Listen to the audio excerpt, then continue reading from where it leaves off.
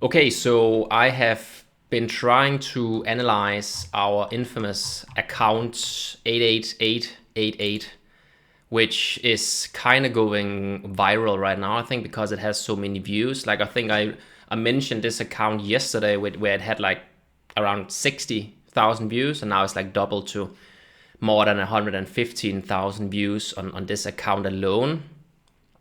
Let me just refresh it one more time and we can see how much profit he made today. So today, 1,500, and then the last week he has made $239,000. And yesterday I did I think it was yesterday, where I posted a video about my theory about this account and how he did it. And I have now come to the conclusion that some of the things I said was not correct.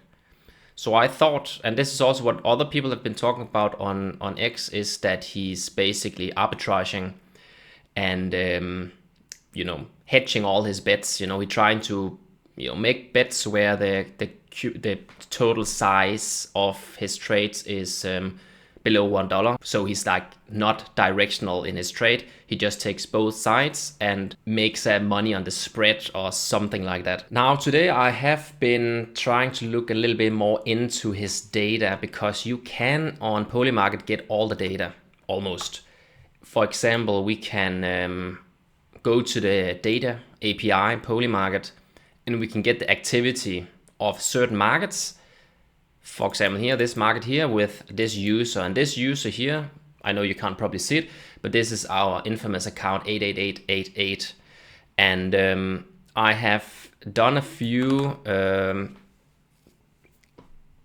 diagrams here with the help of some vibe coding, and I've analyzed some of the 15-minute markets. I've only done 5 markets now, and this is from 4th of January.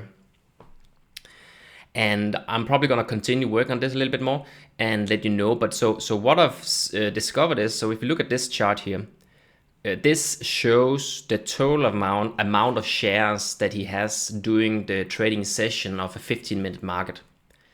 You can see here how he starts, of course, at 0, and the timestamps down here is actually not true, but the data is correct. So on average, the first trade he does on a 15-minute market is like within the first 5 to 7 seconds.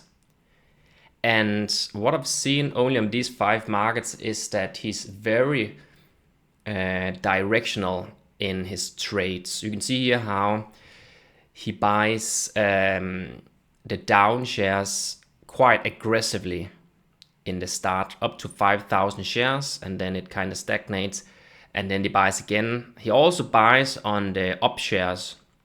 But you can see here how it's for sure it has a directional bias, but not to such an extent that he only takes one of the sides. And if you take another market here, it's very similar, but with some change. You can see here how he's very aggressive in the beginning to buy up the shares, and then he does it a little bit on the up shares as well. Like the market will resolve to up, just to clarify.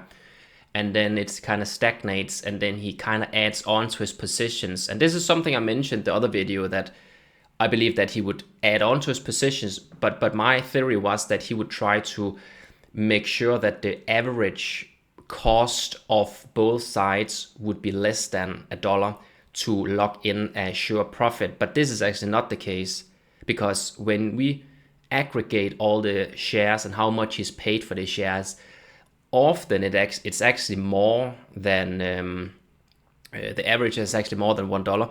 So he's actually very directional in his trading. And now for the 5 markets so far, and keep in mind this 5 markets is only 1 hour and 15 minutes, so there's a lot of data. He's very much he starts to trade on the down, and I don't know, maybe he has some kind of a metric in his system where he just, before the market starts, he already have a bias towards a direction or not. And then obviously there's some triggers, and we don't really know this, and this is what I'm trying to figure out, and I still don't know it, how he determines the direction of the price.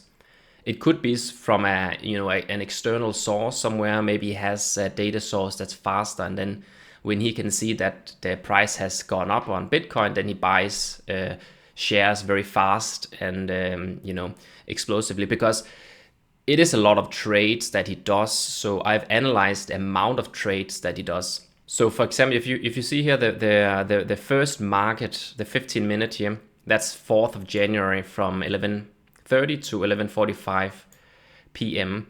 He's done a total of 189 trades in that duration. So 189 actual fulfilled trades, which is 16.5 fulfilled trades per minute. But his activity is actually more than that. So he does a trade, but not all of them gets fulfilled. He does more than 1,000 trades in a 15-minute period window. So it's like all the time he does a trade. You can see here also from this data that for this specific market, he has deployed around $18,000 in liquidity to the market, where he just buys all the different sites, and his positions is like from a few dollars to a couple of $100, and if you times that with almost 200 trades, well, it adds up. And his return is crazy, like for this one is 75% return, but of course some of them doesn't give a return. And we also have to consider on these 15-minute market, there is a fee structure, which I also mentioned in the previous video, where you pay actually up to 1.5% in fees in the middle of the market, where, like if the price is around $0.50, and then if you go towards the edges, like where the price is like maybe 90 cents or 10 cents, then you pay a much smaller fee. And it doesn't seem like he cares about that. Like he just does the trades no matter when in the time period. It starts very early, and then he stops like a few minutes before the market closes. And if you take the third trade here, it's the same. He has like a bias towards the red one specifically, and then he just accumulates it. And if you take the next one here, again, the red one, I don't know if he uses the outcome of a previous market to determine his direction in the next market. Now, when I've analyzed these 5 markets, it does seem like he takes the direction of the outcome of the previous market, but I don't know if this is just a coincidence, because it is only 5 markets that I've analyzed at this moment. And you can see here, this is the only market of the 5 that I've analyzed that he has a bias towards the up shares, the up outcome, but very not aggressive like the other. You can see how he starts by just putting a little bit, and but again very early in the trading session, and then he, here he adds a lot to the down outcome, and then just adds to the position, and then it actually flips down here, up here, sorry, again. But again, it's a big mystery how he actually does it, right? And I've not really become any smarter on how he determines, what to buy and when. But we know for sure that it's not like an arbitrage he's trying to do. At least that's my conclusion.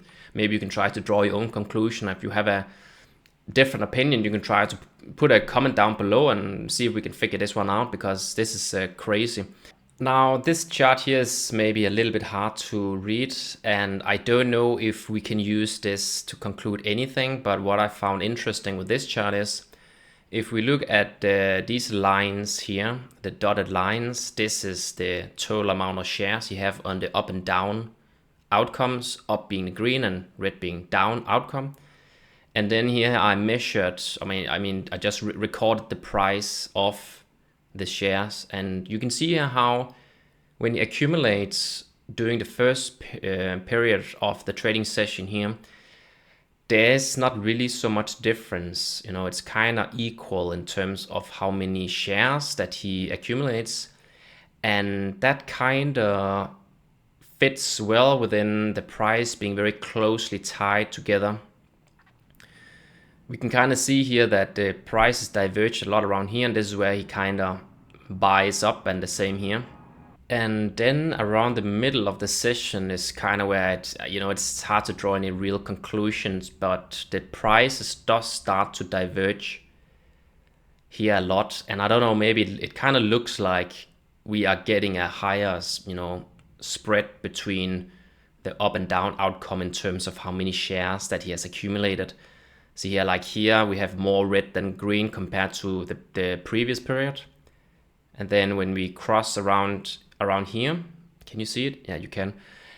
The spread becomes even greater, and that kind of fits within spread of the prices. So it seems like the more difference in in price, the same goes with like the amount of shares that he's purchased.